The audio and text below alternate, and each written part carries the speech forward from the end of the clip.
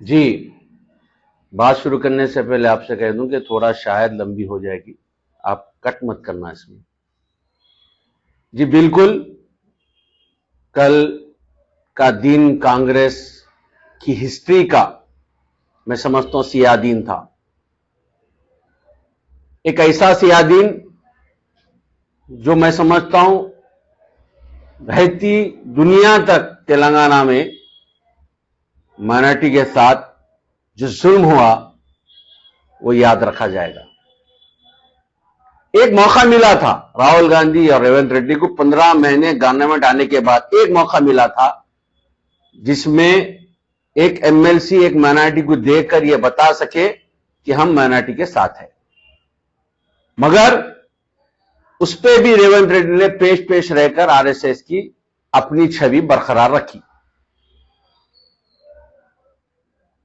एक माइनॉरिटी को एमएलसी नहीं दिए।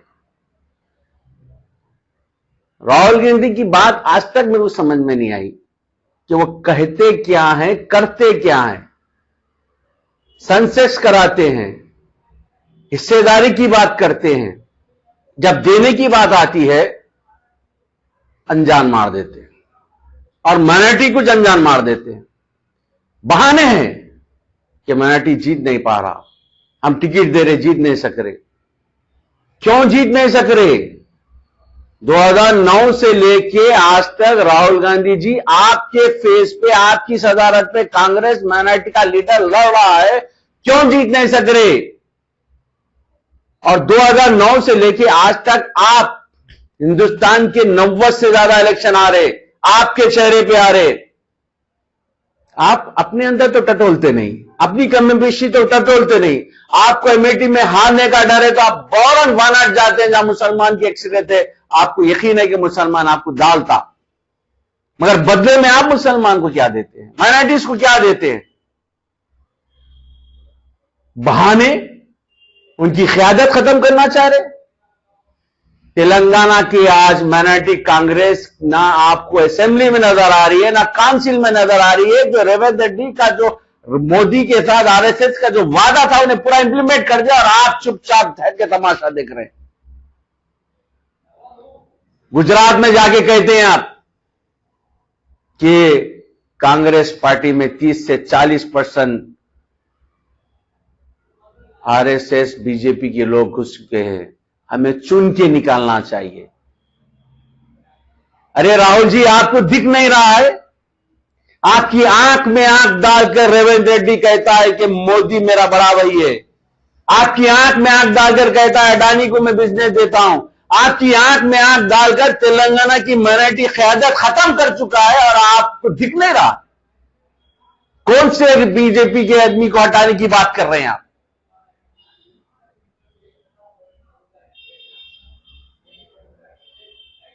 तेलंगाना में जो माइनॉरिटी लीडर्स पिछले कई इंतखाबात से जो आपके लिए, आपकी पार्टी के लिए, आपकी जीत के लिए अपना पैसा लगा रहे हैं, अपना वक्त लगा रहे हैं, दिन रात कॉन्स्टिट्यूंसी में काम कर रहे हैं, वो हार रहे हैं तो किस वजह से हार रहे हैं? उनकी हार की मार्जिन क्या है वो आप नहीं देख रहे? फिरोज खान यहां लड़ता है, आप उसको पर भरोसा नहीं करते। अजहरुद्दीन, मोहम्मद अजहरुद्दीन एक सेलिब्रिटी, हिंदुस्तान की क़यादत की आंसू। विजय लक्ष्मी आपको विजय शांति आपको सेलिब्रिटी नजर आती है। एक अजहरुद्दीन को जुबली से बरगला कर खड़ा करके उसको हरा के उसका पॉलिटिकल कैरियर खराब करने वाले, फिर भी वो विजय शांति से बड़ा सेलिब्रिटी था, उसको दे सकते थे आप। अजमतुल्लाह हुसैनी एनएसयू की सदारत किया, वो all India general youth Congress का जनरल सेक्रेटरी करा, वो उसके मामूली सा पोस्ट देकर हटा दिया। उस देना चाहते उसको दे सकते थे आप। उबैदुल्लाह कुतवाल डीसीसी प्रेसिडेंट रहा कई सालों से, अपना पूरा पूरा घर का पूरी खजाना खाली कर दिया पार्टी के खातिर, उसको दे सकते थे आप। ताहिर बिन हमदान अपनी पूरी जिंदगी लगा दी है कांग्रेस पार्टी को, उनको दे सकते थे आप। मोहम्मद अली शब्बीर जो रिजर्वेशन के लिए 4% रिजर्वेशन के लिए जद्दोजहद करे हैं राज शेखर रेड्डी के साथ, और आज भी कर रहे हैं, सुप्रीम कोर्ट में अपने पैसों से केस लड़ रहे हैं, उनको उनकी कॉन्स्टिट्यूंसी से हटाते हैं, दूसरी कॉन्स्टिट्यूंसी में डालते हैं, और फिर उनकी हार को बताते हुए आप जो है उनको रोक देते हैं। आप हारने के डर से वनाट जा सकते हैं, आप हार के जीत के आप लीडर ऑफ अपोजिशन पार्लियामेंट में बन सकते हैं, मगर कोई माइनॉरिटी को आप मौका नहीं देंगे। आप एक मौका मिला था एमएलसी देने का, वो भी आप 15 महीने के बाद वो भी आप खत्म कर चुके। मैं माइनॉरिटी लीडर्स से कहता हूं तेलंगाना की, खुदारा अब तो जाग जाओ, अब तो पहचानो ये जिंदगी की बेइज्जती की जो जिंदगी तुम जी रहे हो कांग्रेस पार्टी में, एक दिन की इज्जत की जिंदगी जी लो, खत्म करो। ये तुम्हारे जज्बात को नहीं समझते, ये तुम्हारे वक्त की कदर नहीं करते, ये तुम्हारी अजमत की कदर नहीं करते, तो तुम इनके लिए अपना वक्त जाया मत करो। सोशल काम कर लो, आपको पब्लिक में रहना है तो पब्लिक का काम कर लो, मगर इनसे आप दूर हो जाओ, वरना ये तुमको उस टाइम पे मारेंगे जब तुम कुछ करने के काबिल नहीं रहेंगे।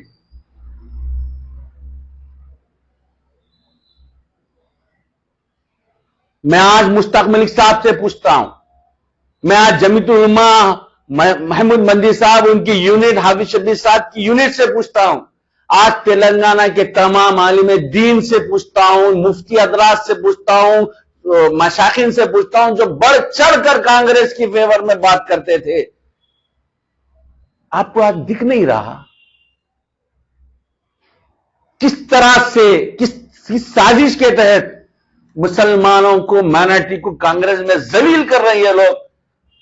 आपको दिख नहीं रहा? ये जब कांग्रेस के माइनॉरिटी लीडरों के साथ इंसाफ नहीं कर सकते, तो तेलंगाना के माइनॉरिटी के साथ क्या इंसाफ करेंगे? किस हद तक ये इनका साथ देंगे?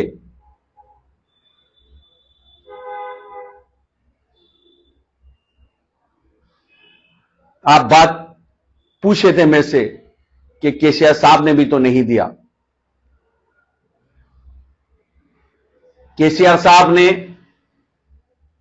इलेक्शन से पहले गवर्नर कोटे में एक दासूजी शेवन साहब को एमएलसी के लिए नॉमिनेट किया था, मगर गवर्नमेंट आते ही गवर्नर के सामने रेवंत रेड्डी साहब ने मोदी को बड़ा भाई कहा था। गवर्नर ने इस रिश्ते की अजमत रखते हुए, रेवंत रेड्डी के प्रपोजल को मद्देनजर रखते हुए, अपने गवर्नर कोटे का गैर जरूरी इस्तेमाल किया और दासूजी शेवन जी का नाम खारिज कर दिया, एक बीसी का नाम खारिज कर दिया। केसीआर साहब को बहुत दुख था, बहुत तकलीफ थी कि एक बीसी को मैं जब नॉमिनेट कर रहा था एमएलसी गवर्नर कोटे में, तो गवर्नर ने उसे रेवंत रेड्डी के कहने पर खारिज कर दिया। ये 15 महीने से एक दिल में चुभन थी उनके साथ। एक इंसाफ पसंद है केसीआर साहब।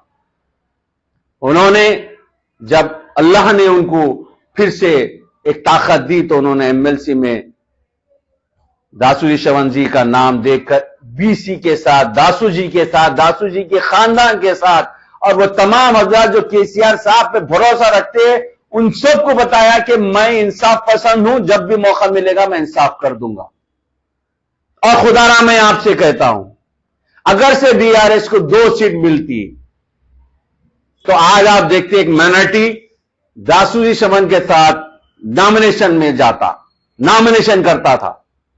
केसीआर साहब, केटीआर साहब एक अमन पसंद, एक सेकुलर पसंद लोग हैं। इनको मालूम है कि हर मजहब के लोगों के साथ किस तरह से इंसाफ करना, किस तरह के साथ जुड़े रहना, इनको मालूम है। ये इनकी अपनी सोच है जो विरासत में केडर साहब को मिली है। मगर बात आज जो हो रही है, कांग्रेस के 4 एमएलसी में से 3 एमएलसी ने, कांग्रेस ने जब मौका था 15 महीने से बराबर नाइंसाफी जब कर रहे हैं आप माइनॉरिटी के साथ, फिर आप कह रहे हैं कि नहीं हम मौका मिला तो हम बराबर करेंगे। तो आपको मौका मिला था, आपने साबित कर दिया कि तेलंगाना की कांग्रेस सरकार बीजेपी के नक्शे कदम पर चल रही है, आरएसएस के नक्शे कदम पर चल रही है, हमको तुम्हारी जरूरत नहीं है। अब बात है तेलंगाना के माइनॉरिटी लीडर्स, और बात मेरी भी है कि मेरा अपना माजी एक ऐसी पार्टी के साथ जुड़ा हुआ था जो मुझे शर्म आ रही है, अगर से मैं अपने गिरेबान में डालूं, अपने माजी पे नजर डालूं, तो मुझे शर्म आ रही है कि मैंने ऐसे लीडरों के साथ भारत जोड़ो यात्रा में खांधा से खांधा लगा के चला। मेरे माइनॉरिटी लीडर खांधे से खांधा लगा के राहुल गांधी की एक बात पे लब्बैक करके आगे आ जाते हैं, ना दिन देखते हैं ना रात देखते हैं, बस राहुल गांधी की एक अल्फाज पे बाहर निकल जाते हैं लब्बैक कहते हुए। राहुल गांधी की बात को आगे ले जाने के लिए आज उनके साथ इंसाफ हो रहा है, मुझे बेइंसाफी हो रही है, मेरे को बड़ी तकलीफ हो रही है। खुदारा अब तो समझो, अब तो समझो रेवंत रेड्डी की पॉलिसी को, बस करो ये जिंदगी जीने, बस तुमको ईमान है अल्लाह पर, तुम ईमान वाले हो, और तुमको मालूम है कि तुम्हारे साथ जो गलत कर रहा है तुम उसको खुश करना खुदारा बंद कर दो, बंद कर दो।